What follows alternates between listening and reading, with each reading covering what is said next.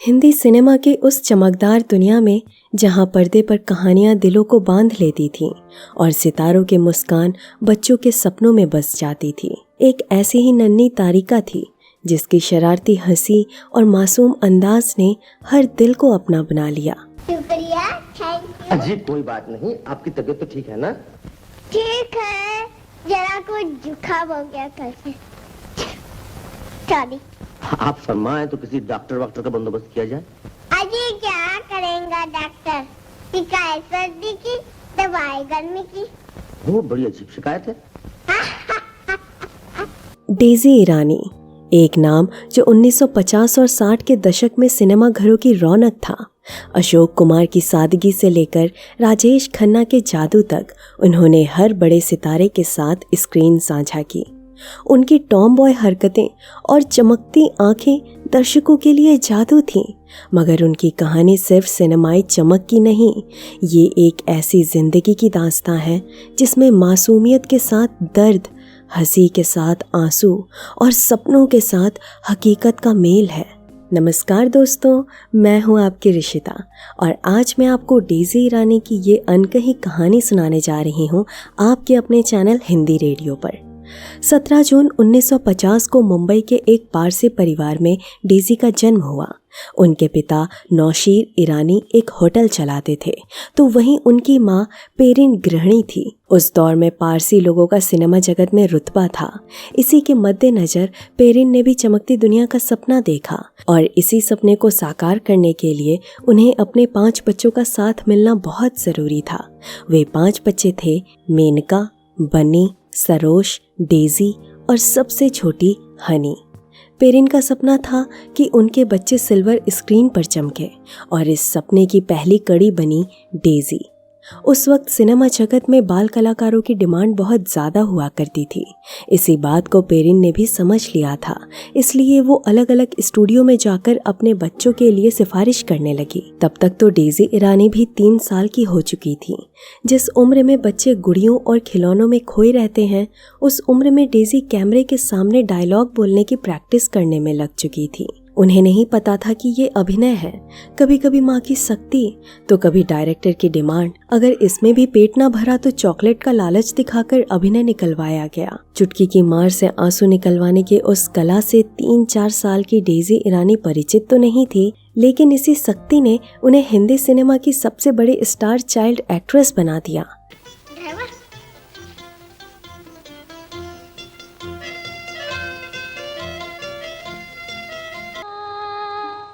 चुड़िया चुराओगे? मैं किसी से नहीं कहूंगी।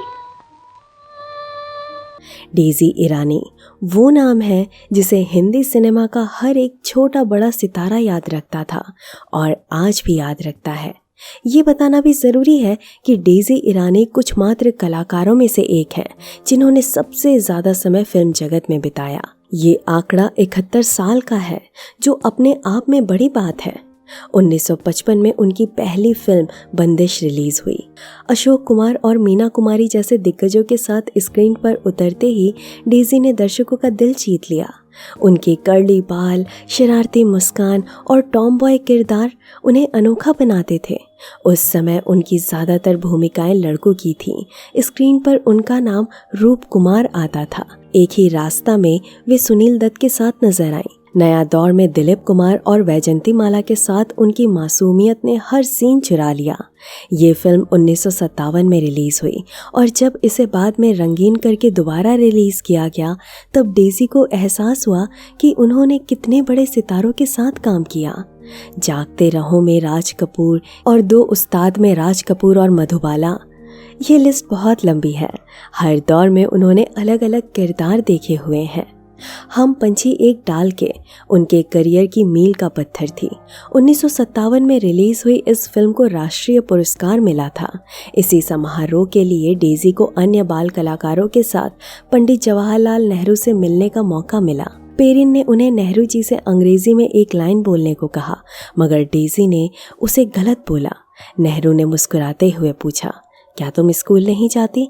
जब उन्हें पता चला कि डेजी की पढ़ाई नहीं हो रही तो उन्होंने एक सिफारिश पत्र लिखकर पेरिन को स्कूल में दाखिला दिलाने को कहा।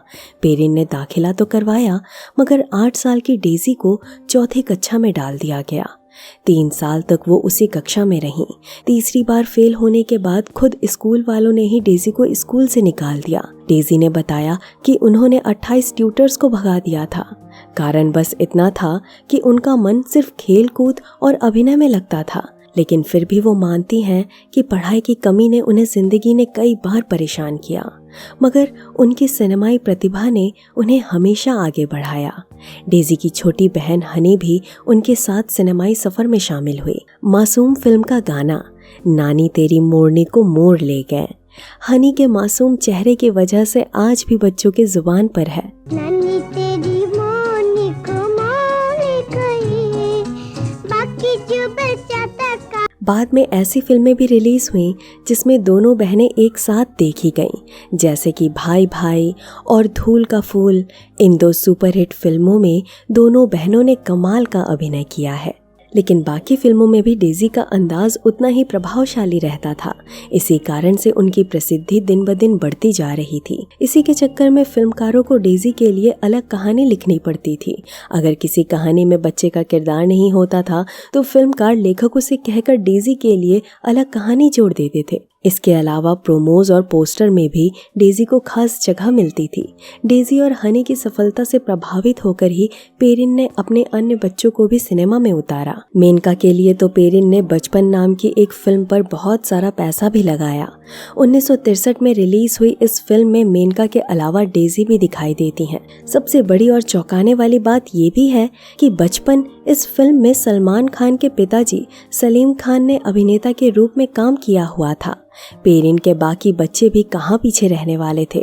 बन्नी और सरोज ने भी मासूम, सौतेला भाई, मनमौजी, आरती और गृहस्थी जैसी कमाल की फिल्मों में अभिनय किया, मगर डेजी ही वो सितारा थी जिनके कंधों पर परिवार की जिम्मेदारी थी। इसके पीछे का कारण ये भी था कि डेजी सबसे छोटी संतान थी, तो वहीं मेनका, बिन्नी और सरोज समय के साथ बड़े हो रहे थे। उनके लिए करियर के अलग अलग मार्ग पहले से ही खुल चुके थे। इसके अलावा मुंबई के ग्रांट रोड इलाके में उनका बेकरी शॉप भी चल रहा था। लेकिन इस चमक धमक के पीछे एक कड़वा सच छिपा था। पेरिन का डेजी के साथ रिश्ता प्यार से ज़्यादा सख्ती और अपेक्षाओं से भरा था। छोटी सी उम्र में डेजी परिवार की कमाई का बड़ी स्रोत बन गई थी। स्टूडियोज़ में घंटों काम, सख्त निर्देश और माँ की डांट उनकी रोज़मर्रा की जिंदगी थी। बंदिश के सेट पर एक सीन में डेजी को अशोक कुमार के साथ डायलॉग बोलना था। 21 टेक के बाद भी वो सही से नहीं कर पा रही थी। ये सब देखने के बाद पेरिन उन्हें गाड़ी में बिठाकर स्टूडियो से थोड़ा दूर ले गई और उन्हें मारकर ओके शॉट देने के लिए मजबूर कर दिया। ये सिलसिला हमेशा चलता रहा। इसलिए जैसे जैसे डेजी बड़ी हुई वैसे वैसे वो अपनी माँ की आंचल से दूर होती गई। एक समय ऐसा भी आया जब उनकी मानसिक स्थिति भी बिगड़ चुकी थी। सिगरेट और नशे ने उन्हें जकड़ लिया था। ये सब बस इसलिए हुआ क्योंकि डेजी ने कभी अपना बचपन देखा ही नहीं। खैर, इस किस्से पर थोड़ी देर बाद चर्चा करेंगे। डेजी को घर में बचपन वाला प्यार तो नहीं मिलता था, लेकिन सेट पर बड़े बड़े सितारे उन्हें बहुत सारा प्यार देते थे। नया दौर की शूटिंग के दौरान दिलीप कुमार और वैजंती माला ने उन्हें अपनी छोटी बहन की तरह माना। जेलर में एक सीन के लिए मीना कुमारी को डेजी को चाटा मारना था। मीना कुमारी बार बार टाल रही थी। मीना इतनी छोटी बच्ची को छूना भी नहीं चाहती थी। आखिरकार जब उन्होंने चाटा मारा, डेजी तो नहीं रोई, मगर मीना कुमारी की आंखें भर आईं। डेजी को समझ नहीं आया कि वो क्यों रो रही हैं। ये मासूमियत ही थी जो डेजी को उस दौर की सबसे चमकती बाल कलाकार बनाती थी। 1950 और 60 का दशक बाल कलाकार के लिए सुनहरा दौर था। सचिन, बेबी नाज, बेबी साधना और रतन कुमार जैसे सितारे डेजी के समकालीन थे, मगर डेजी की टॉम बॉय छवि और सहज अभिनय उन्हें सबसे अलग बनाते थे। उस समय बाल कलाकारों को बड़े सितारों जितना सम्मान नहीं मिलता था। उनकी मेहनत को अक्सर नज़रअंदाज किया जाता। डेजी ने इस चुनौती को भी पार किया। उनकी हर फिल्म में एक नया रंग दिखता। जागते राहों में वो सामाजिक संदेश के साथ चमकी, तो वहीं कैदी नंबर 911 में उन्होंने सस्पेंस वाला किरदार निभाया, लेकिन इस चमकती जिंदगी में एक काला साया भी था। 2018 में डेजी ने एक दर्दनाक खुलासा किया। हम पंछी एक डाल की शूटिंग के दौरान नज़र नाम के एक इंसान ने उनका यौन शोषण किया। उस वक्त डेजी मात्र 6 साल की थी। उस इंसान को उनके परिवार ने सेट पर उनकी देखभाल के लिए रखा था और साथ ही वो मशहूर गायिका ज़ोहराबाई अंबाले वाली का दूर का रिश्तेदार भी था। डेजी की बातों से पता चलता है कि इस तरह की वारदातें उनके साथ काफ़ी बार हो चुकी थी। 68 साल की उम्र में उन्होंने ये इसलिए साझा किया ताकि आज के बाल कलाकार ऐसी त्रासदी से बच सके। डेजी का करियर सिर्फ बाल कलाकार तक सीमित नहीं रहा, वो बड़ी भी हो रही थी और जवानी की फलक भी पार करने वाली थी। इस उम्र में भी उन्होंने कई सारी फिल्मों में कुमारियों वाली लड़की के किरदार निभाए। आरज़ू, आँखें, वतन से दूर, वारिस, तलाश, गीत, पहचान, गोमती के किनारे, बाबुल की गलियां, बहरूपिया, ये वो फिल्में हैं जो 1964 से लेकर 1972 के बीच रिलीज हुई थी। इन्हीं फिल्मों में डेजी ईरानी ने कुमारियों वाले किरदार निभाए थे। एक समय में जब वो बाल कलाकार वाले किरदार निभाती थी तो कई लोगों का मानना था कि 16-17 के उम्र में डेजी फिल्म की हीरोइन बन जाएंगी, लेकिन क्योंकि उनका निजी जीवन परेशानियों वाला था इसलिए शायद उन्हें लीड हीरोइन वाले किरदारों से वंचित रहना पड़ा। इसमें कोई शक नहीं था कि उनकी माँ पेरिन की नज़रों में डेजी पैसे बनाने की मशीन थी और इस बात को आज भी डेजी ईरानी मानती भी हैं। माँ के इसी लालच ने डेजी का पूरा जीवन बर्बाद कर दिया। अब डेजी का निजी जीवन कैसा था इस पर चर्चा करते हैं। ये बात बहुत कम लोग जानते हैं कि डेजी के आधे भाई बहन मुस्लिम हैं। हमने इससे पहले ईरानी परिवार पर पूरी वीडियो बनाई थी और उस वीडियो में हमने सारी हकीकत सीधे शब्दों में बताई है। उस वीडियो की लिंक आपको डिस्क्रिप्शन या वीडियो के अंत में दिखने वाले कार्ड में मिल जाएगा। फिलहाल इतना बता दूं कि हमने उस वीडियो में शुरू से लेकर फरहान अख्तर और फरहान खान तक इन सारे लोगों के बारे में बताया है। यहाँ तक हमने मशहूर अभिनेत्री अमिता का ईरानी परिवार से क्या संबंध थे और बाद में अमिता के पति कामरान खान का रिश्ता डेजी की बड़ी बहन मेनका से कैसे जुड़ा, इस पर भी विस्तार से बात की है। अब दोबारा डेजी की कहानी की ओर लौटते हैं। कुंवारियों वाले किरदार करने के बाद भी दर्शकों ने उन्हें बाल कलाकार के रूप में ही याद रखा। अनुरोध में वो एक वैम्प के छोटे से किरदार में नजर आई। लीड रोल्स उन्हें कभी नहीं मिले, इसलिए निराश होकर उन्होंने फिल्म जगत से संन्यास लेने का फैसला ले लिया। साल 1972 के आसपास उन्होंने सारी फिल्मों की शूटिंग कर ली थी। फिल्मों से रिश्ता तोड़ने के बाद डेजी को लगा कि अब उनका जीवन सुधर जाएगा, लेकिन ऐसा नहीं हुआ। एक तरफ डेजी के परिवार में मुस्लिमों वाले रीति रिवाज चलते थे तो वहीं उनके माता पिता भी अलग हो चुके थे। ऐसा भी कहा जाता है कि डेजी के पिता ने पारसी धर्म कभी नहीं छोड़ा, लेकिन पेरिन ने साल 1956 में ही मुस्लिम धर्म कबूल कर लिया था। इसलिए उनके बड़े बेटे बिन्नी आज भी खुद को गौरवशाली मुस्लिम कहते हैं। तो वहीं सरोज ने पारसी धर्म का दामन कभी नहीं छोड़ा। इसी के साथ डेजी ने भी मुस्लिम धर्म को कभी नहीं माना। ऐसा भी माना जाता है कि डेजी ईरानी शुरू से ही नास्तिक थी, लेकिन जब उन्हें एक हिंदू से प्यार हुआ तो शादी के बाद उन्होंने हिंदू धर्म अपना लिया। जी हाँ, उनके पति के शुक्ला फिल्म जगत के जाने माने लेखक थे, लेकिन शादी के बाद उनका वैवाहिक जीवन बड़ा तनाव से भरा रहा। इसलिए डेजी दिनों में 60-60 सिगरेट पीने लगी। नशे का सिलसिला इतना गंभीर था कि उनकी संतान जन्म लेने के बाद तुरंत ही मर गई। कहीं ना कहीं उनके जीवन में धर्म को लेकर वाद विवाद था। उनकी माँ उन्हें ज़बरदस्ती मुस्लिम रीति रिवाजों में पालती थी, तो वहीं शादी के बाद हिंदू बनने के बाद भी पति के साथ उनका रिश्ता अच्छा नहीं बना और संतान की मौत ने उन्हें डिप्रेशन में धकेल दिया। बाद में डेजी और के शुक्ला के 3 बच्चे हुए, कबीर, ऋतु और वर्षा। कबीर जी टीवी में काम करते हैं। ऋतु और वर्षा ने फिल्मी दुनिया से दूरी बनाए रखी। सिगरेट की लत और डिप्रेशन ने डेजी को तोड़ दिया था। इसी सिलसिले में उनकी पहचान एक इंसान से हुई।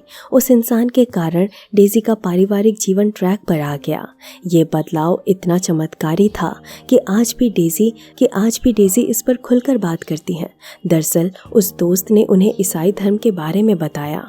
वो डेजी को चर्च लेकर जाता था और धीरे धीरे ईसाई धर्म अपनाने से क्या क्या चमत्कार हो सकते हैं, इस पर डेजी को यकीन होने लगा। डेजी का कहना है कि जीसस में विश्वास ने उनकी जिंदगी बदल दी, इसलिए 15 साल तक वो अपने पति के शुक्ला को भी ईसाई धर्म अपनाने के लिए मनाती रहीं। जब उन्होंने आखिरकार ईसाई धर्म मान लिया तो तुरंत 4 साल बाद यानी 1990 के दशक में के शुक्ला की मृत्यु हो गई। के शुक्ला की मृत्यु के बाद डेजी ने फिर से अभिनय की दुनिया में कदम रखा।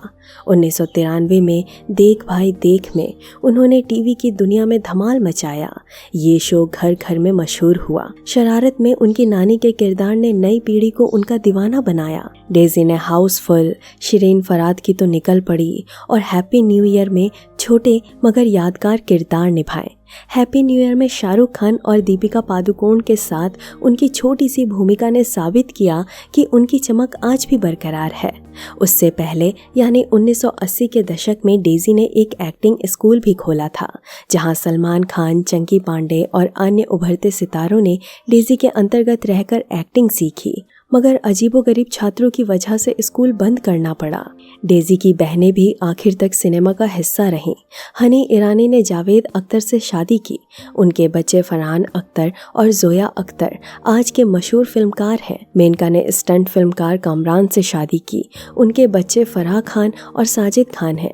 बन्नी और सरोज ने भी बाल कलाकार के रूप में काम किया, मगर उनकी चमक डेजी और हनी जितनी नहीं रही। जैसे कि हमने कहा, बिन्नी इस्लाम धर्म के रास्ते पर चले गए, इसलिए उनके बारे में इतनी जानकारी नहीं मिल पाई। लेकिन इतना तो कह सकते हैं कि बिन्नी और सरोज ने मिलकर कंस्ट्रक्शन का बिजनेस शुरू किया था। कुछ साल के लिए दोनों भाई कुवैत भी चले गए थे।